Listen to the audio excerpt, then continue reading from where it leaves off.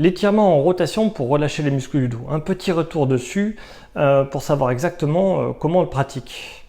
Donc ça, c'est pour débloquer le dos lorsqu'il est bloqué. C'est la première chose que moi je fais faire à mon cabinet avant même de poser une question. Quelqu'un qui a mal au dos, dans 95% des cas, ça va l'améliorer, peu importe le type de mal de dos qu'il y a. Attention, pour l'instant on n'a parlé que du lumbago commun qui se fait en flexion. Ah, je me blesse en me penchant en avant. On n'a parlé que de ça ici sur la chaîne, pas des autres. Les autres sont plus rares et prennent plus de temps à guérir, donc on en parlera juste après. Mais là, comment est-ce qu'on fait donc pour faire l'étirement en rotation de manière optimale? Donc ici, là, je suis en chevalier servant, je passe en genou redressé, à quatre pattes, je garde le dos creusé, je m'allonge, hop, je tourne ici. Et là, pour faire hop, mon étirement sans me tromper, je commence sur le dos, je lève les genoux au zénith, je laisse chuter mes jambes d'un côté, je passe cette jambe par-dessus l'autre, la jambe qui est dessus par-dessus l'autre, pour que vraiment le genou s'enroule, je m'aide avec la main, et là je vais ouvrir pour aller par là. Et là je vais tirer. Et voilà. Donc c'est très simple. Là je peux mettre une haltère, tac, pour mettre plus de poids aller plus loin. Ici l'haltère je peux la mettre à cet endroit-là. Et là je vais m'enrouler et souffler.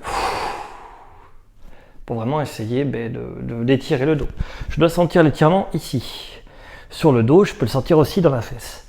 Alors ça, je vous l'ai déjà expliqué, mais les variantes, c'est que plus je lève ici, plus je vais tirer en bas du dos. Et plus j'allonge ici, plus je vais tirer en haut du dos, mais en haut du dos au niveau lombaire. Donc voilà, suivant le problème que vous avez, suivant les douleurs que vous ressentez, vous pouvez cibler plus là ou plus là, l'endroit qui vous fait mal.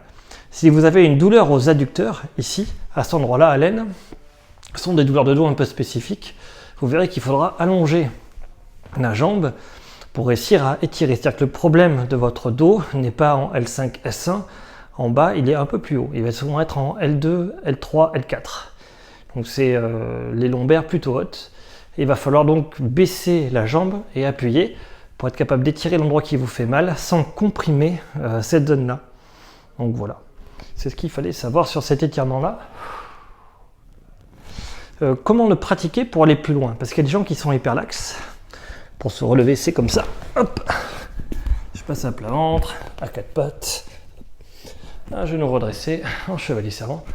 Donc comment le faire pour les gens hyperlaxes? Vous pouvez le faire sur le bord de votre canapé ou sur le bord de votre lit et laisser chuter le genou dans le vide. En le faisant chuter dans le vide, vous pouvez vous enrouler beaucoup plus loin. Alors attention, quelqu'un d'hyperlaxe, s'il perd un peu de laxité, pour lui c'est l'enfer. Donc si vous êtes raide comme moi, ça c'est ma souplesse tout à fait normale quand je vais bien, et donc quand je me bloque, ben moi je suis là. Facile à identifier, facile à soigner. Par contre, les gens hyperlaxes, des fois ils se bloquent le dos, ils sont raides, mais en fait quand ils posent les mains par terre, quand on fait les tests, un test classique qu'on fait en kiné, c'est le test doigt-sol, la distance entre le doigt et le sol, mais ça veut rien dire, ça n'a aucun sens. Parce qu'en réalité, ça se trouve, vous êtes hyperlaxe, et vous touchez déjà par terre, sauf que quand vous êtes normal, vous posez les mains et vous mettez la tête en plus entre vos jambes. C'est ça votre souplesse normale.